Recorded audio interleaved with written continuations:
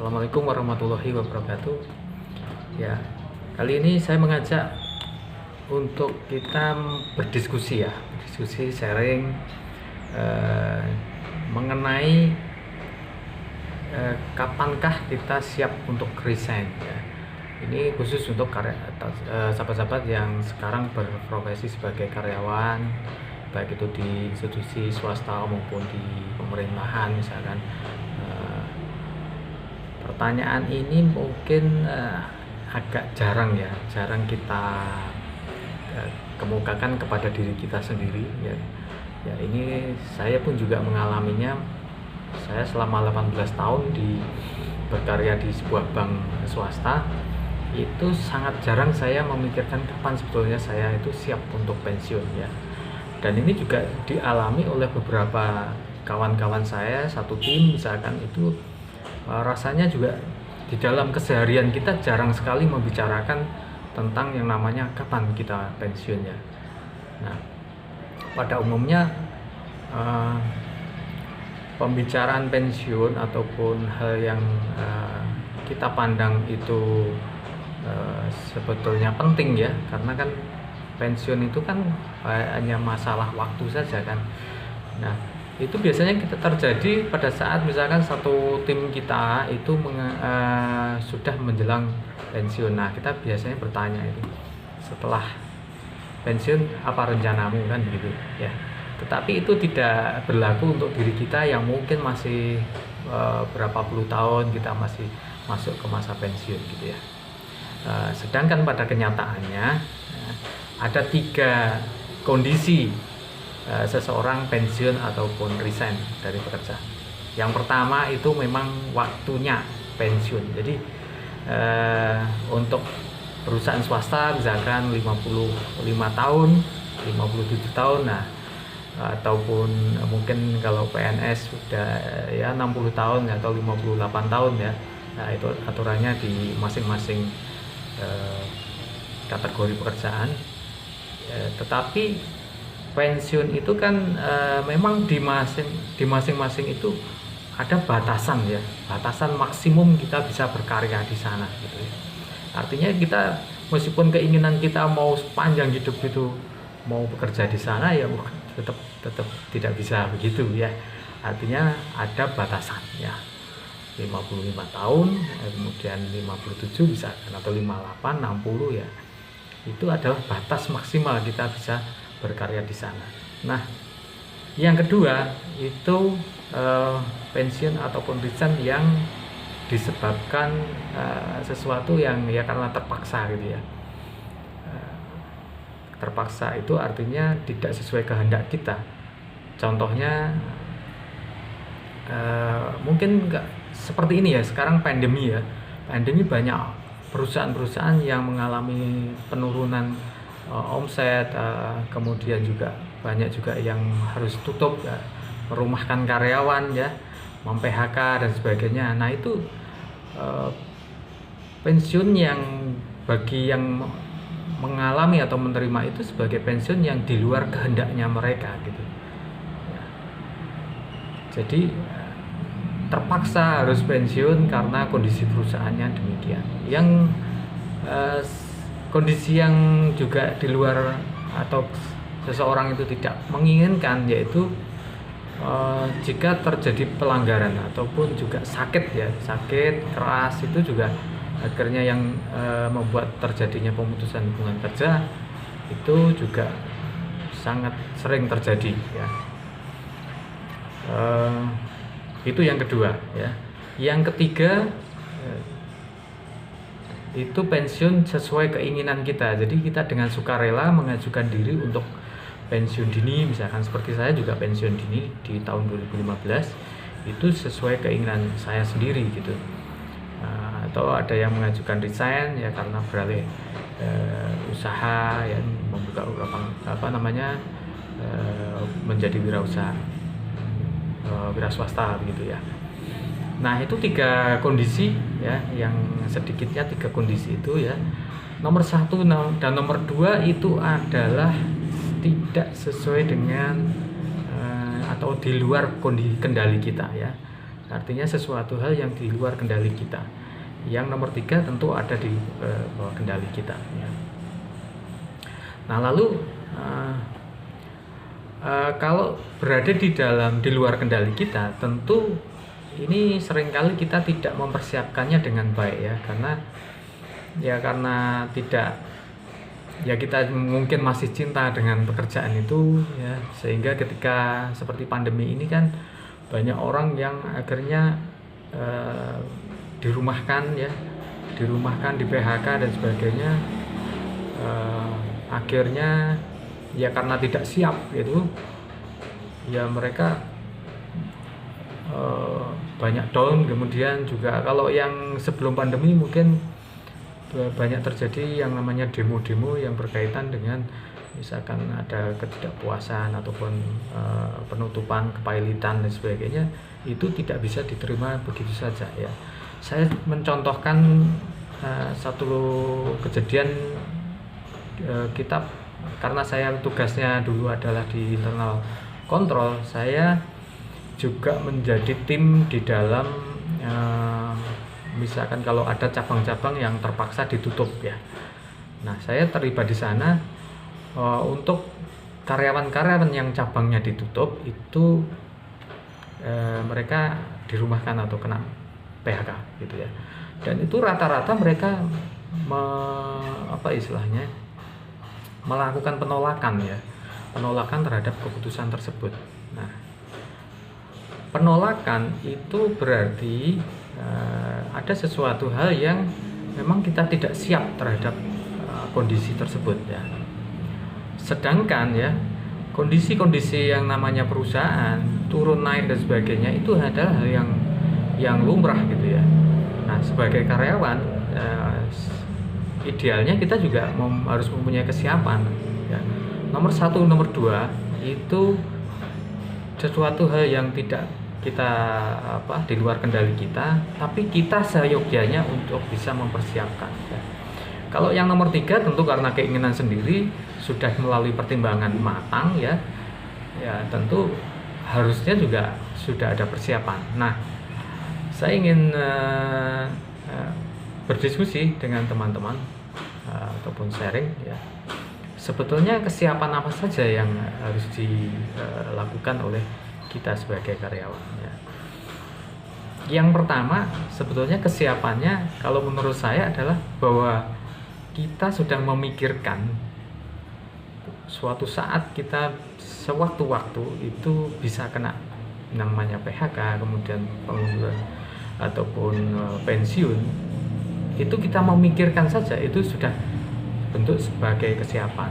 Setelah memikirkan artinya kita sudah punya pandangan, itu akan menggerakkan kepada tindakan atau behavior tertentu sehingga kita jauh lebih siap ya.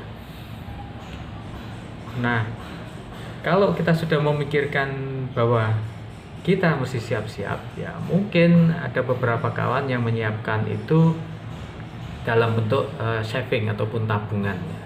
Mereka menabung untuk bisa membuat masa tuanya itu jauh lebih baik, punya cadangan untuk memenuhi kebutuhannya melalui tabungan tersebut atau berinvestasi gitu ya.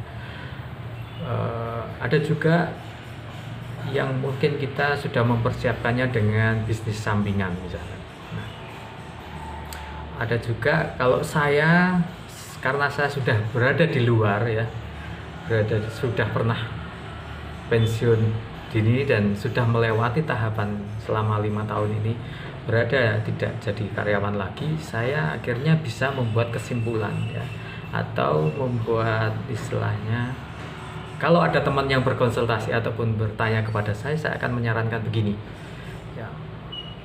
Satu, kesiapan kita adalah yang tadi, bahwa keyakinan ataupun hal yang perlu kita ingat itu adalah bahwa pensiun itu adalah soal waktu, dan entah itu dalam jangka pendek atau jangka panjang itu wajib kita siapkan. Nah, ketika kita bicara kita harus siap, maka yang utama yang harus kita lakukan adalah soal mindset ya. Kita mau ngapain setelah itu ya. Saya menganjurkan kepada teman-teman ataupun sahabat-sahabat, yang pertama itu coba belajar tentang diri ya. Tentang diri itu artinya kita mengulik diri, apakah apa yang kita pikirkan selama ini sesuai atau tidak ya, apakah sesuai dengan passion kita, termasuk ke soal pekerjaan ya. Pekerjaan kita mungkin hal yang sangat penting dan menjadi hal yang kita pegang hingga saat ini. Apakah di luar pekerjaan kita itu bukan sesuatu hal yang kita inginkan juga. Misalkan selain karyawan, kita sebetulnya punya potensi untuk berkembang sebagai pengusaha misalkan seperti itu. Kalau kita tidak bertanya bahwa kita bisa menjadi pengusaha, tentu hal itu tidak akan terjadi gitu. Selamanya kita akan menjadi karyawan ya. Jadi yang pertama mesti kita ngulik diri ya. Ngulik diri, apa sih yang menjadi kegaulan kita, kegelisahan kita, kemudian apa yang seharusnya kita berada di sana. Nah, mungkin Anda bisa mempelajari tentang peta kesadaran ya. Peta kesadaran nanti kalau misalkan tentang itu apa ya, bisa dipelajari sendiri ya. Intinya peta kesadaran itu bahwa kita ternyata dari ada yang namanya force, kemudian ada yang namanya power ya. Force itu yang lemah ya, kemudian power itu kekuatan yang memang menjadi potensi kita, istilahnya ya kita berdamai, kemudian bahagia dan sebagainya itu. Nah, kenapa itu tetap sebagai karyawan itu penting ya, meskipun kita berstatus sebagai karyawan itu penting, karena itu nanti akan menunjang Anda untuk memasuki langkah berikutnya ya. Nah, langkah berikutnya itu apa ya? Setelah Anda ngulik diri, itu yang saya sarankan adalah Anda belajar tentang berpikir besar ya. Berpikir besar, kemudian Anda juga mempelajari tentang konsep cash flow quadrant dari Robert Kiyosaki, itu cukup bagus ya. Kemudian Anda juga yang berikutnya merubah lingkungan. Kenapa merubah lingkungan ya? Seperti kita tahu, seringkali kita berada dalam lingkungan yang tidak kondusif ya. Di sana ada toksik tertentu sehingga itu meracuni pikiran ya. Coba kita seringkali mungkin di tempat karyawan itu sebetulnya kita berada di tempat-tempat karyawan yang seperti apa? Apakah tipe karyawan yang pengeluh, apakah tipe karyawan yang biasa-biasa yang ya pokoknya masuk kantor ya pulang on time gitu ya, tidak ada yang lebih besar dari itu ya.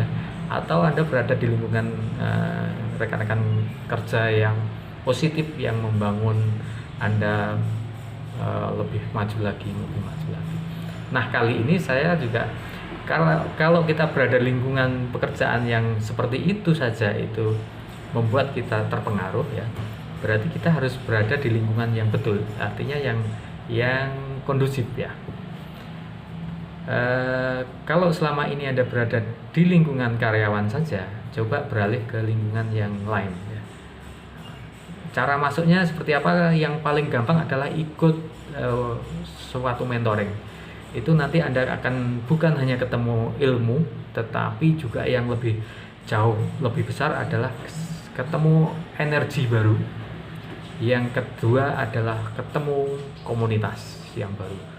Dan komunitas ini sudah pasti sevibrasi, yang punya concern yang sama. Misalkan Anda meskipun sebagai karyawan itu misalkan masuk ke pelatihan kewirausahaan ataupun mentoring kewirausahaan, itu nanti akan membuat Anda akan menemukan orang-orang yang sevibrasi ya, yang punya misi yang berbeda jauh dengan misalkan karyawan itu. Oke, itu tentang lingkungan. Yang ketiga ya, yang berikutnya itu adalah tentang behavior ataupun kebiasaan ya. kita setelah mengetahui tentang nantinya seperti ini, maka kita akan merubah perilaku kita ya. Kalau Anda masih bekerja sebagai karyawan, ini untuk masalah perilaku tentu akan ada keterbatasan ya. Setelah Anda tahu tentang nanti kedepannya seperti ini, Robert Kiyosaki bilang begini, kemudian tentang petak kesadaran bunyi begini. Nah, sebagai karyawan, karena Anda juga terikat di waktu bekerja, misalkan dari jam 8 sampai jam 5 sore, maka setelah itu juga Anda harus meluangkan dengan keluarga dan sebagainya. Waktu Anda untuk merubah ini adalah merubah fokus atau merubah prioritas penggunaan waktu Anda. Jadi kita rubah misalkan tentang bacaannya ya, kemudian tontonannya ya.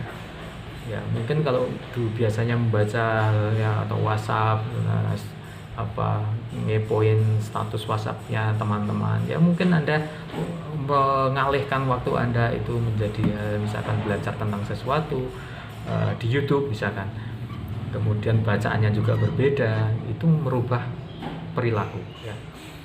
Nah, merubah perilaku ini tentu sangat besar efeknya ya. Sekarang ini untuk bisa kita mempelajari sesuatu itu begitu gampangnya, begitu mudahnya aksesnya, karena di YouTube itu begitu banyak orang-orang yang sebetulnya berprofesi sebagai trainer, coaching ya, misalkan motivator dan sebagainya, atau pengusaha-pengusaha sukses yang akhirnya masuk ke YouTube ya. Mereka masuk ke YouTube itu dalam rangka berbagi ilmu, sharing pengalaman. Nah, ilmunya mereka itu gratis kalau di YouTube. Tinggal Anda membuat prioritas mau kemana gitu.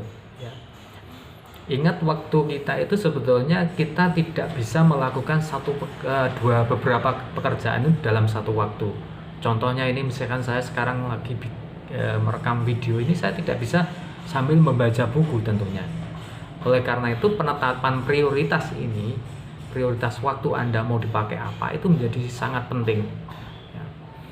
Misalkan Anda memiliki waktu dalam satu hari itu untuk waktu luang membaca, atau yang biasanya Anda nonton TV ya, misalkan nonton TV, itu Anda alihkan menjadi misalkan melihat YouTube ya, kan sama-sama visualnya nih, audio visual. Itu di TV Anda lihat misalkan sinetron atau info gosip, infotainment dan sebagainya.